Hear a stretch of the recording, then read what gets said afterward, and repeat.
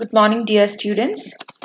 Today, let us start with the scientific process school management. We were dealing with schools of thought for management, right? So, let us start with the scientific process school. As we know, I have not written the name of the person who's behind the scientific school. I hope it's well clear to you. It's F.W. Taylor, right? So, he is known as the father of scientific management. Maybe there were other persons who had a great impact in the earlier, who had made great impact in the earlier development of management. But it was F.W. Taylor who first applied scientific principles to the problems of management. Right. So സയൻറ്റിഫിക്കായിട്ട് എങ്ങനെ managerial അപ്ലിക്കേഷൻസിന് മാനേജ്മെന്റിനെ കൈകാര്യം ചെയ്യണം എന്നുള്ളത് കൊണ്ടുവന്ന ആള് തുടക്കത്തിൽ F.W. Taylor ആണ്. And there were other contributors also. Since you know the name of the F.W. Taylor, I have not written his name, but he is the main person behind the scientific school of management. He is known as the father of scientific management, right? And other contributors are Henry L. Grant, Carl B. Barth, Harrington Emerson, Frank Gilbert, and William Gilbert. Right. Well, if I need to speak about Taylor, he has joined in Midway Steelworks in Philadelphia, USA as a worker. So he joined as a worker and then he became a supervisor. Clear? And after he has completed his Master of Engineering, he joined in Bethlehem Steel Company. Clear? ഈ രണ്ട് കമ്പനീസിലും അയാൾക്കുണ്ടായിട്ടുള്ള ഒരു ഇതെന്താ വെച്ചാൽ contribution എന്താ വെച്ചാൽ F.W. Taylor experiment ചെയ്തത് efficiency വർക്കേഴ്സിന്റെ efficiency എങ്ങനെ കൂട്ടാം എന്നുള്ളതാണ്. How to increase the efficiency of the workers. And Taylor found out that methods of പ്രൊഡക്ഷനിൽ ഇപ്പൊ ഉണ്ടായിരുന്ന മെത്തേഡിൽ പ്ലാനിങ് ഇല്ല, അങ്ങനെ വർക്കിംഗ് മെത്തേഡ്സ് ശരിയായിരുന്നില്ല, അതൊക്കെയാണ് പറഞ്ഞത്. സോ ആളൊരു എഞ്ചിനീയറിംഗ് ബാക്ക്ഗ്രൗണ്ട് ഉള്ള ഒരു person ആയതുകൊണ്ട് he found out that there was a science in doing things. Clear? And he had to replace the primitive rule of thumb methods. Clear? And he said that only there is one best way. എല്ലാത്തിലും ഒരു നല്ല വഴി ഉണ്ട് എന്നുള്ളത് കണ്ടുപിടിക്കുകയാണ്. പക്ഷെ പലപ്പോഴും അതൊരു criticism ആണ് കേട്ടോ. കാരണം you cannot say that when you're dealing with human beings, you cannot say that only one way applies. Because the way which is good for me need not be good for you. And maybe there is another best way also. It depends upon the person's efficiency. That's what the modern thought says. But scientifically, he wanted to say that always there is a best way for doing things. One best way. Clear? And he defined management as the art of knowing exactly what you want men to do and seeing that they do it at the best and cheapest way. That means he has defined management as the art of knowing exactly what you want men to do and seeing that they do it in the best and cheapest way. Clear? ഇപ്പോൾ piece rate സിസ്റ്റത്തിലൊക്കെ ഒരുപാട് innovations കൊണ്ടുവന്നതാണ് ടൈലറുടെ ഒരു other contribution. Let us see what are the principles that Taylor has contributed. Taylor contribute ചെയ്ത principles എന്തൊക്കെയാണെന്നുള്ളതാണ് നമ്മൾ നോക്കുന്നത്. And the first principle is the scientific task planning. What is scientific task planning? എന്താ scientific task planning? ഒരു scientific management process വരുന്നതിന് മുന്നേ ഒരു worker എന്താ ചെയ്തിരുന്നത് വെച്ചാൽ he himself decided how he had to work. എങ്ങനെയാണ് വർക്ക് ചെയ്യേണ്ടത്, ഏത് മെഷീൻസും എക്യുപ്മെന്റ്സും ആണ് യൂസ് ചെയ്യേണ്ടത് എന്നൊക്കെ ഒറ്റയ്ക്ക് തീരുമാനിച്ചിരുന്നു. പക്ഷേ ടൈലർ എന്താ ചെയ്തെന്ന് വെച്ചാൽ ഈ രണ്ട് ഫങ്ഷൻസിനെയും സെപ്പറേറ്റ് ചെയ്തു. That means he has separated planning and doing.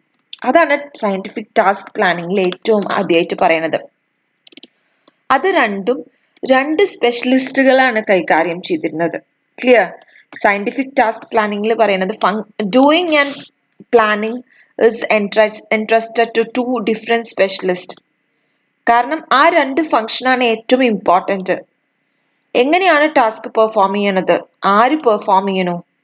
അപ്പോൾ planned only what is planned properly will be carried out properly. That's what he believed. So there is a scientific way in doing things, and planning has to be a separate task and doing has to be separate one. That should not be done by the same individual. There should be a scientific process in doing, and there should be a scientific process in planning things, right? So that was the first principle of Taylor. And moving on to the second principle, let me say that was functional foremanship. എന്താ functional ഫോമാൻഷിപ്പ് എന്ന് പറഞ്ഞാൽ, ഒരു supervision ആയാലും direction ആയാലും Taylor ഒരു functional ഫോമാൻഷിപ്പ് contribute ചെയ്തു. ഈ functional ഫോമാൻഷിപ്പിൽ വർക്കേഴ്സിന്റെ activity direct ചെയ്യാൻ 8 ആൾക്കാരാണ് ഈ സ്കീമിൽ ഉണ്ടായിരുന്നത്. ക്ലിയർ? അതിൽ 4 പേര് പ്ലാനിംഗ് ഫംഗ്ഷനും 4 പേര് ഓപ്പറേറ്റിംഗ് ലെവലിലുമാണ്. ക്ലിയർ? ഈ 8 പേര് കൂടിയാലാണ് സൂപ്പർവിഷനും ഡയറക്ഷനും കംപ്ലീറ്റ് ആവുള്ളൂ എന്നാണ് ടൈലറുടെ contribution. That means 8 persons are needed for the activities of the workers. I repeat, 4 for planning and 4 functions with the operating level or executing level. Clear? ആരൊക്കെയായിരുന്നു? റൂട്ട് ക്ലർക്ക് ഉണ്ടായിരുന്നു, instruction card clerk ഉണ്ടായിരുന്നു, time and cost clerk, disciplinarian, speed boss, inspector, maintenance foreman, gang boss. അപ്പൊ ഇങ്ങനെ functions ഇങ്ങനെ divide ചെയ്യുമ്പോൾ പിന്നെ Taylor എന്താ ഉദ്ദേശിച്ചത് വെച്ചാൽ പ്രൊഡക്ഷൻ ഡിപ്പാർട്ട്മെന്റ് വളരെ എഫിഷ്യന്റ് ആവും ഇങ്ങനെ ഫങ്ഷൻസ് ഡിവൈഡ് ചെയ്താൽ. ഒരു 8 ഫങ്ഷനോളം ഉണ്ടായിരുന്നു.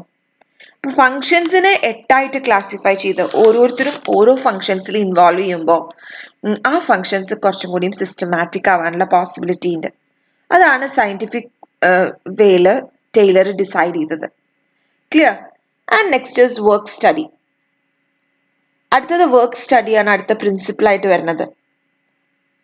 So work study means analysing the work to be performed by eliminating unnecessary ആയിട്ടുള്ള ഓപ്പറേഷൻസ്. അതായത് എപ്പോഴും finding out a quicker way to do things. Clear? ഏറ്റവും ക്യുക്കർ ആയിട്ടുള്ള വേ കണ്ടുപിടിക്കുക എന്നുള്ളതാണ് quicker way of doing it. അപ്പൊ അത് എലിമിനേറ്റ് ചെയ്യുക അൺനെസസറി ആയിട്ടുള്ള ഓപ്പറേഷൻസ്, വേസ്റ്റേജ് ആയിട്ടുള്ള ഓപ്പറേഷൻസ്. ക്ലിയർ? ആൻഡ് അപ്പോൾ അവിടെ 3 കാര്യങ്ങളാണ് ടൈലർ പഠിച്ചത്.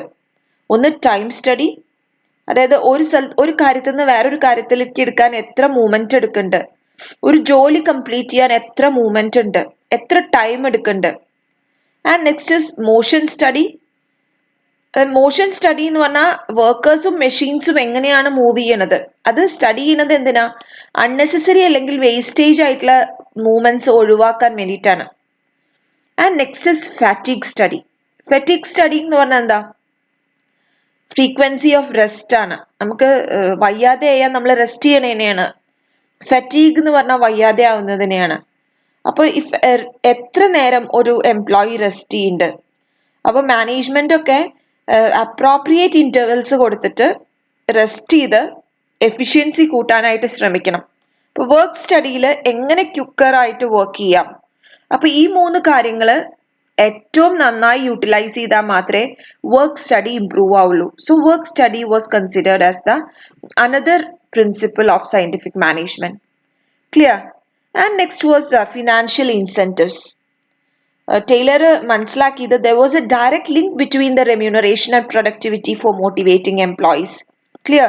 So in order to motivate the employees for betterment of the work, Taylor had to introduce another system known as differential piece rate system. That means based on the individual performance, the remuneration was fixed in a different way. Differential ആയിട്ടുള്ള ഒരു piece rate ഓരോരുത്തരും എങ്ങനെ produce ചെയ്യുന്നു അതിനനുസരിച്ചിട്ടുള്ള financial incentives കൊടുക്കാനുള്ള ഒരു തീരുമാനമാണ് differential piece rate സിസ്റ്റത്തിൽ ഉണ്ടായിരുന്നത്. സോ അതും ഒരു സയന്റിഫിക് വേയിൽ തന്നെയാണ് അറേഞ്ച് ചെയ്തിരുന്നത്.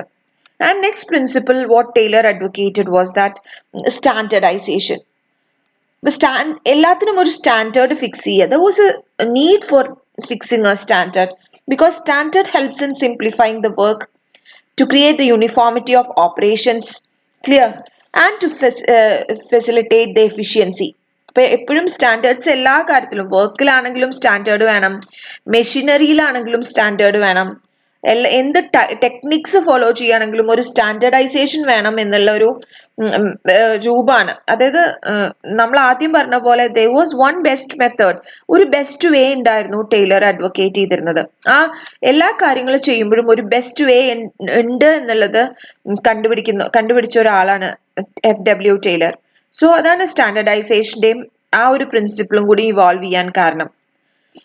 ആൻഡ് നെക്സ്റ്റ് വാസ് ദാറ്റ് ഒരു ക്വാളിറ്റി ഓഫ് വർക്ക് ഇംപ്രൂവ് ചെയ്യണമെങ്കിൽ സയന്റിഫിക് ആയിട്ട് സെലക്ട് ചെയ്യണം, പ്ലേസ് ചെയ്യണം, അവരെ ട്രെയിൻ ചെയ്യണം എന്നുള്ളതാണ് FW ടൈലറുടെ contribution.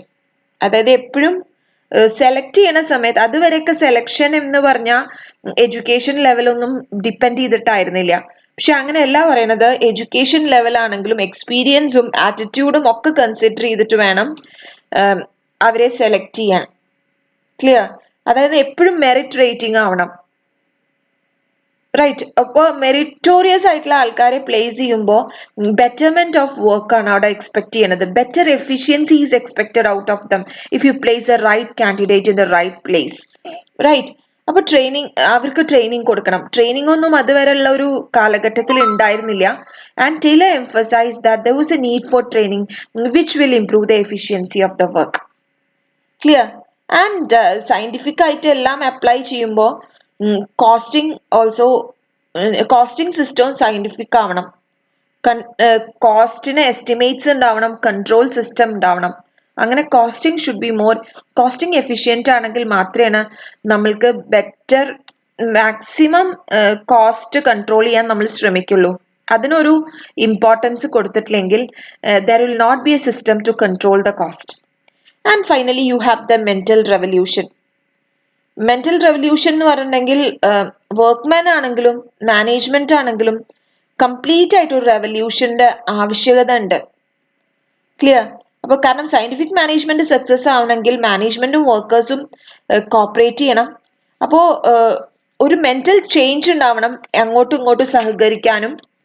And to find out the way out, എങ്ങനെ പ്രോബ്ലംസ് ഹാൻഡിൽ ചെയ്യണം എന്നുള്ളത് കണ്ടുപിടിക്കാൻ ഒരു മെന്റലി ഒരു ചേഞ്ച് ഉണ്ടാവണം.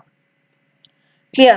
അപ്പോൾ ടൈലർ ഇത്രയൊക്കെ പറഞ്ഞപ്പോൾ what he did was that he summed up the basic philosophy. എപ്പോഴും സയന്റിഫിക് ആയിട്ടുള്ള റൂൾ ഓഫ് തമ്പ് മെത്തേഡ്സ് ആണ് ഇൻസിസ്റ്റ് ചെയ്തത്. സയന്റിഫിക് സെലക്ഷൻ ഓഫ് വർക്കേഴ്സ് ഉണ്ടായിരുന്നു, ഹാർമണി ഇന്റഗ്രേറ്റ് ചെയ്തു, എപ്പോഴും കോപ്പറേഷൻ ഇൻസിസ്റ്റ് ചെയ്തു. ക്ലിയർ? മാക്സിമം ഔട്ട്പുട്ടാണ് അവിടെ എക്സ്പെക്ട് ചെയ്തിരുന്നത്. റൈറ്റ്. സോ പിന്നെ ഈക്വൽ ഡിവിഷൻ ഓഫ് റെസ്പോൺസിബിലിറ്റി, അതൊക്കെയാണ് ടൈലറിന്റെ കോൺട്രിബ്യൂഷൻ ഉണ്ടായിരുന്നത്. Clear? So today now in this class we have seen what is scientific process school and what are the principles behind this scientific process school. Clear? And let us take the remaining in the next class. Right?